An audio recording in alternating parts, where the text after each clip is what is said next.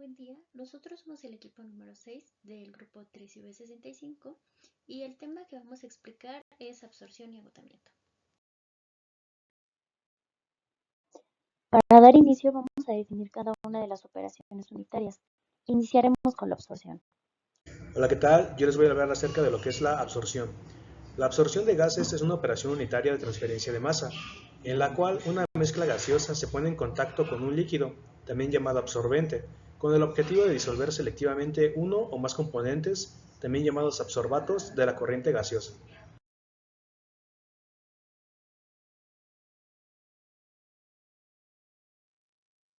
A continuación, explicaré el concepto de agotamiento, el cual es conocido de forma común también como desorción.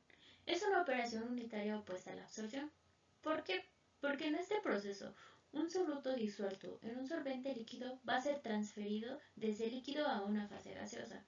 Esta transferencia se va a llevar a cabo porque se pone en contacto una corriente líquida con un agente de agotamiento, el cual puede ser una corriente de gas, aire o vapor de agua, que va a tener una baja concentración del soluto de interés, el cual se desea recuperar. Para entender cómo se da este transporte, usamos la teoría de doble película de Whitman. Esto nos dice que cuando el gas y el líquido entran en contacto, se crean dos capas delgadas e inmóviles que actúan como barreras. El motor que impulsa al soluto a cruzar estas barreras es el gradiente de concentración. Entre más lejos estemos del equilibrio térmico, el soluto se transferirá a mayor velocidad. El equilibrio líquido-gas es nuestro límite termodinámico, nos dicta lo máximo que el líquido pueda absorber. Para modelarlo, si el sistema es ideal, aplicamos la ley de Raoult, pero como en la industria casi siempre se trabaja con soluciones muy diluidas, se utiliza la ley de Henry. En esta última, todo depende de la constante H, un factor que varía según la presión y la temperatura a la que operemos. Influencia de las variables de estado en la solubilidad. Al tener un aumento de la temperatura, la solubilidad del gas va a disminuir, ya que la dilución física de un gas suele ser un proceso exotérmico naturalmente. Al elevar la temperatura, las moléculas gaseosas se mueven tan rápido que rompen las fuerzas que las unen al líquido y se transfieren a la corriente gaseosa. Al tener un aumento de la presión total, la solubilidad del gas va a incrementar, ya que al aumentar la presión estamos comprimiendo el gas. Al quedarse sin espacio en el aire, las moléculas se ven empujadas a meterse dentro del líquido para aligerar la presión y recuperar el equilibrio. Por lo tanto, las condiciones ideales de trabajar son con temperaturas bajas y con presiones altas. Para que un proceso de absorción sea exitoso, el primer paso y el más importante es elegir correctamente el disolvente. Para tomar esta decisión, primero debemos tener muy en claro nuestro objetivo. Si lo que buscamos es obtener una solución química específica, la misma naturaleza del producto nos va a indicar qué disolvente debemos utilizar. Sin embargo, si nuestro propósito principal es simplemente limpiar un gas o eliminar componentes no deseados, la variedad de opciones se amplía muchísimo. En estos casos, el agua suele ser la primera alternativa, porque es el disolvente más barato y completo. Pero el agua no sirve para todo, y para tomar una decisión final inteligente, debemos evaluar otras propiedades físicas y químicas.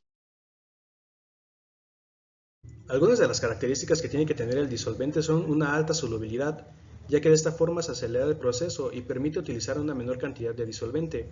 Tiene que tener una baja volatilidad, ya que evita que el disolvente se evapore y se pierda en el aire. No tiene que ser corrosivo, ya que así se pueden utilizar equipos estándar y no se tienen que realizar gastos en mantenimientos muy costosos. Tiene que tener un bajo costo, ya que minimiza el impacto financiero de las pérdidas de líquido que ocurren naturalmente en el proceso. Tiene que tener baja viscosidad, ya que al ser más ligero el fluido hace que la absorción sea mucho más rápida y eficiente. Y por último, tiene que ser seguro y estable, ya que debe de ser químicamente estable, no tóxico y no tiene que ser inflamable.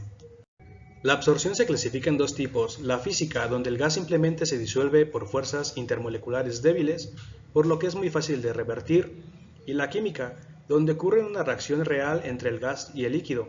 Esto hace que el proceso sea mucho más eficiente para capturar el componente, pero también vuelve la desorción más costosa, porque requiere energía para romper esos enlaces químicos. Hola, a continuación vamos a ver cómo se resuelve un problema típico de la parte de absorción. Nosotros primero tenemos que identificar si se trata realmente de absorción o de agotamiento, porque es muy fácil confundirlos. Para identificarlo, en este caso nosotros nos está diciendo que va a haber una mezcla de aire con el cloro.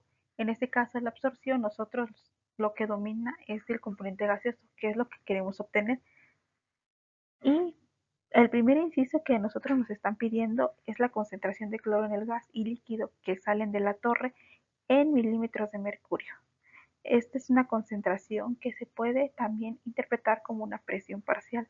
2 y el miligramo de cloro por metro cúbico de mezcla líquida, respectivamente, son concentraciones por las unidades, es lo que nos dice.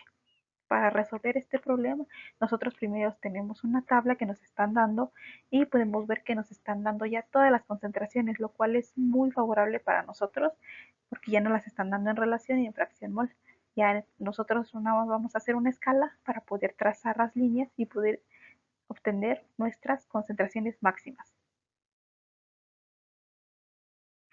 Para poder trazar nuestros puntos en la hoja milimétrica, estos datos son muy pequeños, entonces nosotros tenemos que manejar una escala.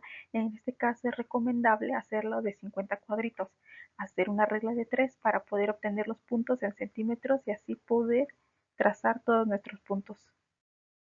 Vamos a trazar nuestra línea de operación que se traza con las X1 y Y1, nuestra línea de equilibrio, que este va a ser con el punto XA2 y YA1. Muy importante trazar esa línea, muy importante.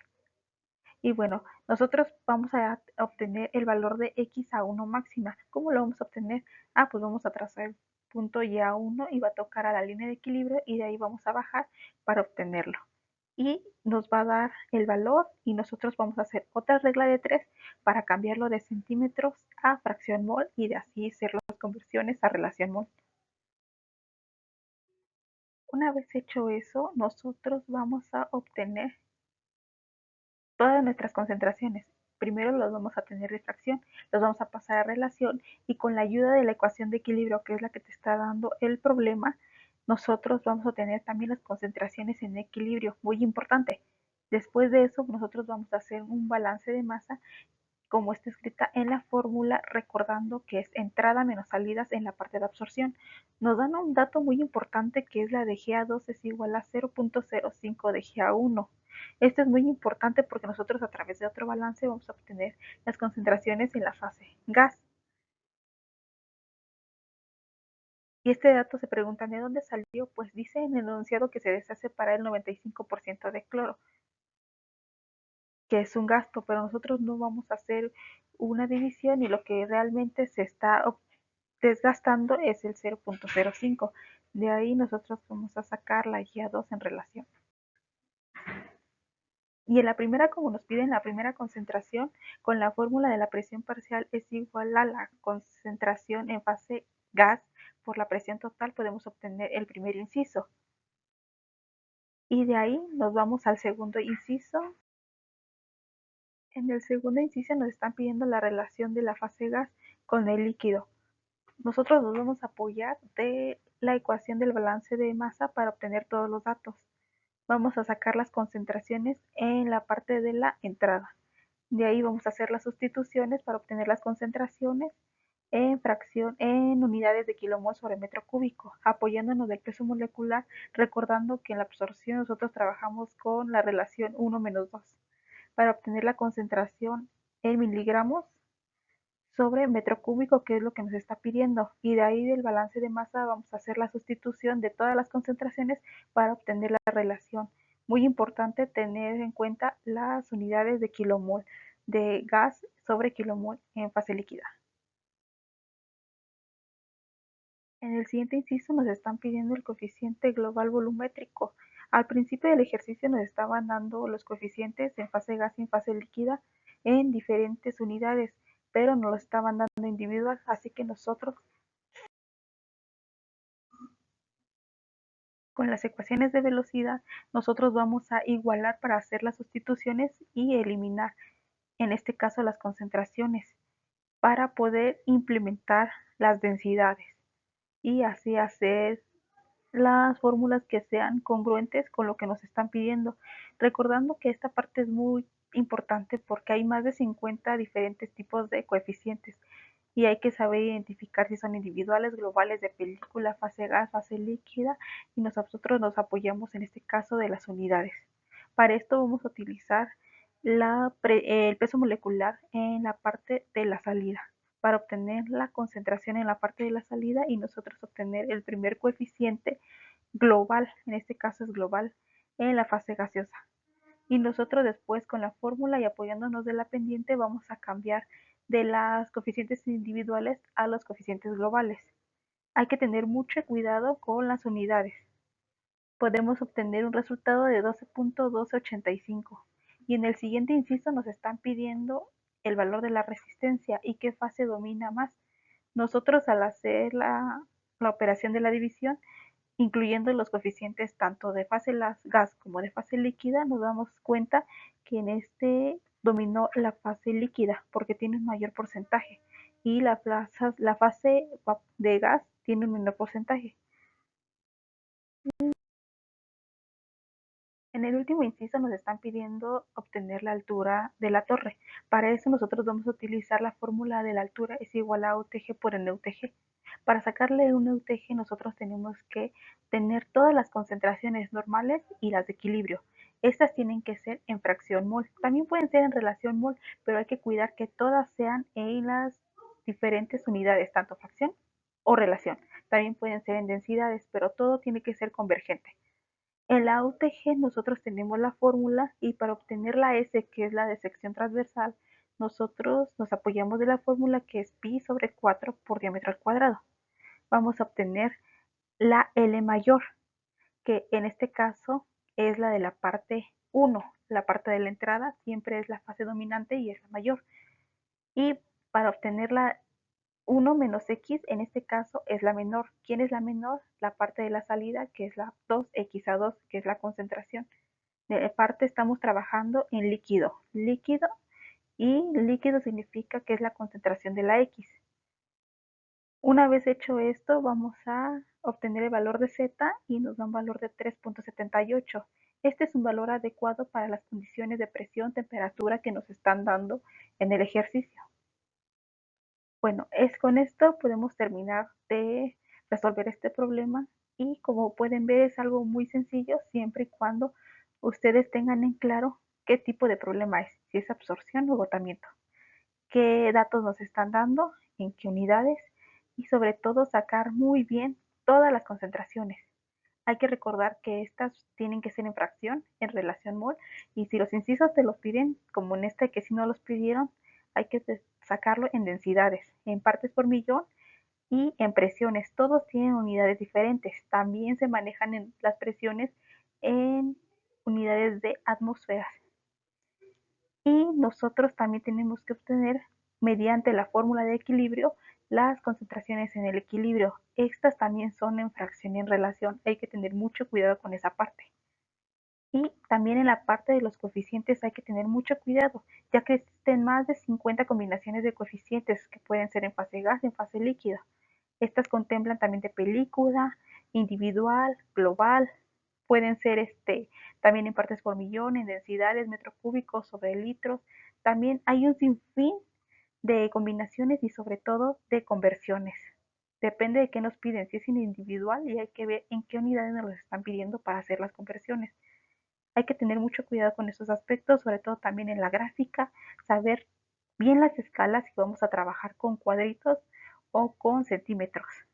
Y bueno, pues eso sería todo de mi parte. Gracias. A continuación, yo les voy a hablar sobre el equipo de absorción. El equipo de absorción es una unidad de transferencia de masa diseñada para separar uno o más componentes de una mezcla gaseosa, disolviéndolos en un líquido adecuado. Se basa en la afinidad física o química entre el gas y el líquido. Sus objetivos principales son purificar corrientes de gas, recuperar sustancias valiosas o eliminar contaminantes de gases indeseados. Se utiliza ampliamente en la industria química, petroquímica, en tratamiento de gases y plantas de proceso. Como ventajas principales es que es un proceso continuo, tiene bajo consumo de energía y es muy eficiente para la limpieza de gases, así como la recuperación de sustancias. El líquido que utilizamos en este equipo se llama absorbente y se elige según el gas que queramos capturar. Ejemplos comunes son el agua, soluciones alcalinas y o aceites. El equipo más utilizado es la torre de absorción empacada. A continuación se las mostraré en una imagen que describe cada una de sus partes. Por la parte superior tenemos la salida del gas limpio, que es donde abandona la columna el gas ya tratado y libre de componentes separados. Después se encuentra el demister, que es una malla metálica justo antes de la salida y retiene gotas de líquido para evitar pérdidas del absorbente. A continuación está la entrada del líquido absorbente, que es donde ingresa limpio por la parte superior de la torre. Después encontramos el distribuidor de líquido,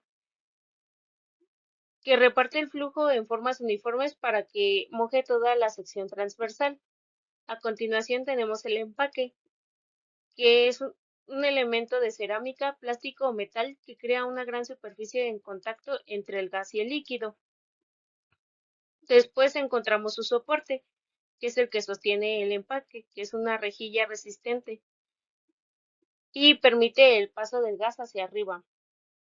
Después está la entrada de mezcla gaseosa, que llega por la tubería en la parte inferior y al final se encuentra la salida de líquido cargado, que es donde sale por el fondo el componente gaseoso ya disuelto.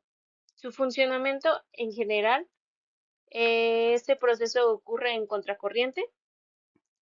La mezcla gaseosa entra por abajo, que son las flechitas azules que se marcan en la imagen, y ascienden lentamente. El absorbente entra por la parte de arriba, que son las flechitas rojas, y desciende mojando todo el empaque. Como tercer punto, al entrar en contacto por diferencia de concentración y solubilidad, el componente deseado pasa del estado gaseoso a líquido. El gas limpio sube y cruza el demister y sale por arriba. El líquido cargado baja y se retira por el fondo. Pues,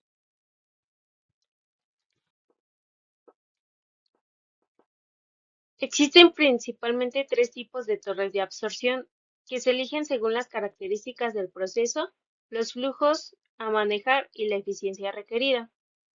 Como primer tipo tenemos la torre empacada, que es la más utilizada en la industria moderna. Llamamos empaques que pueden ser de cerámica, plástico o metal, con formas diseñadas para generar la mayor superficie de contacto posible entre el gas y el líquido. Su funcionamiento principal es que el líquido desciende formando una película delgada sobre la superficie del empaque, mientras el gas asciende a través de los espacios libres. Sus principales ventajas es que tiene una caída de presión muy baja, lo que reduce el consumo de energía. Su construcción es sencilla y es muy eficiente para procesos donde se requiere una buena transferencia de masa. Sus usos principales se prefiere para flujos medios, corrientes limpias y cuando se manejan sustancias corrosivas. Como segundo, tenemos la torre de platos o bandeja. En lugar de empaque, este cuenta con una serie de bandejas horizontales colocadas a intervalos regulares o a lo largo de la columna. Cada plato tiene orificios, válvulas o campanas que permiten el paso del gas. Su funcionamiento en general es que el líquido fluye de un plato al siguiente por gravedad, formando una capa de líquido sobre cada bandeja. El gas sube a través de los orificios, burbujeando a través de estas capas de líquido, lo que genera un contacto muy intenso. Sus principales ventajas es que permite manejar flujos de gas y líquidos mucho más altos. Es más fácil de inspeccionar, limpiar y reparar. Además, es menos sensible a obstrucciones si la corriente tiene partículas sólidas. Sus desventajas es que genera mayor caída de presión que la empacada y su costo de instalación suele ser mucho más alto. Sus usos se emplean en procesos con flujos elevados, como se requieren un control más preciso de la operación o en corrientes con cierta cantidad de sólidos. Por último, tenemos la torre de dispersión o pulverización. Es la estructura más simple de todas, no tiene un empaque ni platos En su parte superior cuenta con unas boquillas o rociadores que convierten el líquido en gotas muy finas. Su funcionamiento está en que el líquido se dispersa en forma de lluvia hacia abajo, mientras el gas asciende en sentido contrario, poniéndose en contacto con las gotas. Sus principales ventajas es que tiene una caída de presión casi nula, no se obstruye y su mantenimiento es mínimo. Su desventaja es que su eficiencia es menor, ya que el tiempo de contacto es breve y es difícil de distribuir el líquido de manera uniforme. Además, requiere una altura mayor para lograr buenos resultados. Se usa para la limpieza de gases con partículas, enfriamiento de corrientes gaseosas o procesos donde no se necesita una separación muy estricta. En esta gráfica podemos ver la representación gráfica de cada uno de estos tres tipos de torres. La torre empacada, que fue la que ya explicamos hace rato, esta es esta. La torre de platos, que tiene el mismo principio, su entrada de líquido absorbente es por la parte de arriba y baja hasta la salida del líquido cargado, mientras que su entrada de la mezcla gaseosa es por la parte de abajo y sube hasta la salida del gas limpio.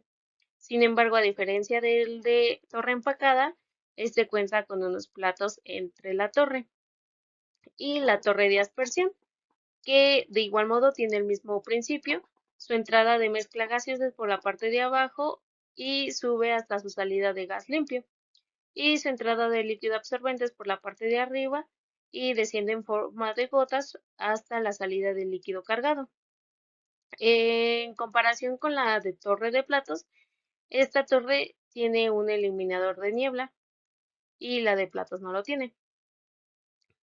En general, sus aplicaciones más frecuentes en la industria son en la eliminación de gases ácidos, como el H2S y el CO2, la recuperación de solventes valiosos, la limpieza de gases de combustión y el control de emisiones para cumplir normativas ambientales. Pero hay un punto muy importante, y es que esta misma torre, sin cambiar su estructura ni sus partes, sirve también para realizar el proceso de agotamiento o de desorción, que es la operación inversa a la absorción. Lo único que se modifican son las condiciones de operación y el sentido en la forma de introducir las corrientes, mientras que en absorción las condiciones son a baja temperatura y altas presiones, ya que esto favorece que el gas se disuelva en el líquido, y la corriente es que el gas entra por la parte inferior y asciende. El absorbente limpio entra por arriba y desciende, trabajando en contracorriente. En el caso de agotamiento, las condiciones son a alta temperatura y a baja presión, y reduce la solubilidad y hace que el gas salga del líquido. Se invierten o se ajustan las corrientes. Ahora el líquido que ya está cargado con el gas disuelto entra por la parte superior y por la parte inferior introducimos un gas inerte o un vapor de agua. Este flujo arrastra el componente que estaba disuelto, el cual sale por la parte superior, mientras que el líquido ya limpio y generado sale por el fondo, para volver a usarse en un ciclo de absorción. Para retomar, es importante tener a consideración que el agotamiento, al igual que la absorción, se rigen por los principios del equilibrio de fases dados por la ley de Henry, que se explicó previamente, y la cinética de transferencia de masa dada por los coeficientes de transferencia de masa. El objetivo principal del agotamiento es eliminar un componente de una corriente líquida, usando un gas o un vapor como agente de agotamiento. El agotamiento tiene dos propósitos principales. El primero es la purificación de líquidos, el cual consiste en eliminar contaminantes volátiles de corrientes acuosas, como la eliminación de compuestos orgánicos volátiles o amoníaco en aguas residuales industriales. El segundo, que es la regeneración del solvente, viene de un proceso previo. Usualmente es industrial y viene de una absorción, en la cual el solvente utilizado ahora está cargado con el soluto. Se va a enviar a una torre de agotamiento, en la cual se va a aplicar calor y un agente de agotamiento, que a menudo suele ser vapor, y el soluto se va a liberar del solvente, en la cual va a permitir que el solvente regenerado, que ahora va a estar pobre, sea reciclado de nuevo a la torre de absorción. De esta forma se va a crear un ciclo cerrado y económico. El agotamiento tiene diversos usos, entre los cuales podemos encontrar la regeneración de solventes o también denominado el ciclo clásico, el cual busca recuperar el solvente, que suele ser una mina, para después ser reutilizada. En este proceso, la mina que es rica o cargada con ácido sulfídrico y dióxido de carbono es enviada a una torre de agotamiento, en la cual se le va a inyectar vapor de agua que junto con el calor va a liberar gases ácidos. Después, esta mina que ahora es pobre o está regenerada sale en el fondo y es reciclada de nuevo al absorbedor. También tenemos el tratamiento de aguas residuales. En el tratamiento de aguas residuales se busca eliminar contaminantes volátiles del agua por dos procesos. El primero consiste en utilizar aire para eliminar compuestos orgánicos volátiles como lo son el benceno, el tolueno o el tricloroetileno de algunas aguas subterráneas contaminadas. El segundo consiste en la eliminación de amoníaco de aguas residuales industriales. Este suele subir el pH del agua para convertirlo en una mina cuaternaria y separar los vapores del amoníaco en gas. Después se usa aire o vapor para arrastrar todo el amoníaco. También tenemos el tratamiento de agua para calderas o desaireación. En este proceso se eliminan los gases disueltos, especialmente los del oxígeno, del agua de alimentación de las calderas. En este proceso el oxígeno disuelto, al ser muy corrosivo a altas temperaturas, el agua se calienta y se pone en contacto con vapor de agua, en un equipo llamado desaireador. El vapor reduce la presión parcial del oxígeno a casi cero, arrastrándolo fuera del líquido. Finalmente tenemos un ejemplo de la industria alimentaria, que es la desodorización. En este proceso, el objetivo principal es eliminar los olores y sabores indeseables de algunos aceites vegetales, como es la soya, el maíz y la palma. En este proceso, los aceites deben ser calentados a altas temperaturas y bajo vacío, en el cual burbujea vapor de agua a través de ellos, y el vapor arrastra todos los compuestos volátiles, que son ácidos grasos libres en aldehídos, que causan el mal olor de estos aceites. Y estos son algunos ejemplos que tenemos de agotamiento. Para entender el diseño de la torre de agotamiento, nos vamos a basar con esta gráfica. A diferencia de la absorción, aquí nuestra línea de operación corre por debajo de la curva de equilibrio. El punto inferior izquierdo representa la base de nuestra torre y es un punto fijo. ¿Qué pasa si intentamos ahorrar dinero y reducimos la cantidad de gas portador al mínimo? Al disminuir el flujo del gas, la pendiente de esta recta aumenta. La recta se levantará hasta chocar con la curva de equilibrio en la parte superior. A esto se le conoce como el punto pitch. En este exacto momento, la fuerza impulsora de nuestro proceso se vuelve cero. Para forzar físicamente la salida del soluto, se realiza mediante tres mecanismos operativos. El primero es el térmico, donde utilizamos un equipo auxiliar para suministrar el calor, elevando la temperatura del líquido para reducir drásticamente la solubilidad del soluto. El segundo es el agotamiento por arrastre. Aquí inyectamos vapor de agua o un gas inerte desde la base para abatir la presión parcial del componente y obligarlo a evaporarse. El tercero es por expansión o flash, donde provocamos una caída súbita de presión para liberar los gases disueltos de forma casi instantánea. Ahora bien, el verdadero reto de diseño es identificar quién domina la transferencia de masa. En los sistemas de agotamiento, al tener altas temperaturas o solutos altamente volátiles, el transporte se vuelve muy lento desde el interior del líquido hacia la interfase. Por lo tanto, la película líquida opone mayor resistencia. Y esto nos advierte que al aumentar a ciegas la velocidad del gas inerte será inútil y solo generará sobrecostos por bombeo. La manera más eficiente de mejorar la transferencia es seleccionar un empaque que maximice el área interfacial de contacto para el líquido. Pasando a la hidráulica de la columna, un diseño termodinámico ideal puede fracasar en planta si ignoramos los límites físicos del equipo. El principal riesgo operativo es el fenómeno de inundación o flooding. Si introducimos el gas por la base a una velocidad excesiva, la fuerza de fricción frenará la caída natural del líquido. el solvente terminará inundando los huecos del empaque. La caída de presión se disparará de forma exponencial y la transferencia de masa simplemente colapsará. Para evitarlo, nuestro criterio estricto de diseño es operar siempre entre un 60 y un 80% de esta velocidad crítica. Esto nos lleva a los casos límite. ¿Qué pasa si llevamos nuestros flujos al extremo? Si el flujo de gas o de líquido tiende a infinito, la altura teórica del empaque tendería a cero. Sin embargo, para soportar semejante carga de fluidos sin inundar el equipo, estaríamos obligados a construir una columna de diámetro infinito. Un absurdo constructivo y económico que nos demuestra por qué la optimización de la relación gas-líquido es el corazón del diseño en estas operaciones. Para entender la diferencia operativa entre estos dos procesos, analizaremos los pilares que dictan el diseño de nuestras torres: dirección y condiciones. En la absorción, el soluto pasa del gas al líquido, prefiriendo altas presiones y bajas temperaturas para maximizar la solubilidad. En el agotamiento, la transferencia es a la inversa, del líquido al gas, utilizando altas temperaturas y bajas presiones para favorecer la volatilización del soluto. La geometría y línea de operación. La absorción opera sobre la curva de equilibrio. Su diseño es geométricamente directo si la pendiente es menor a 0.8. Si es mayor, la línea corre riesgo de cruzarse con el equilibrio prematuramente. El agotamiento, en cambio, opera siempre por debajo de la curva, lo que nos da mayor libertad geométrica con pendientes altas.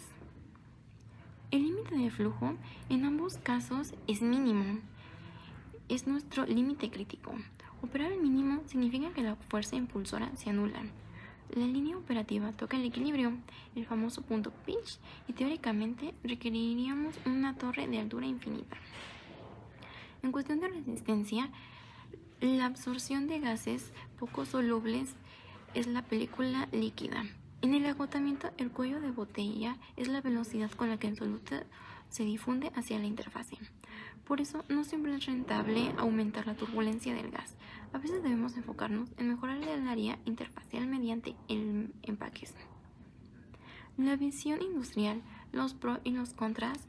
Finalmente, la elección estratégica es de que la absorción es nuestra mejor aliada para el control de emisiones por su alta eficiencia y bajo costo energético inicial. El agotamiento es el corazón de la economía circular. Su alto costo operativo por consumo de vapor se justifica porque nos permite recuperar solventes costosos y productos de gran valor. Con este balance logramos diseños que no solo son termodinámicamente viables, sino económicamente rentables.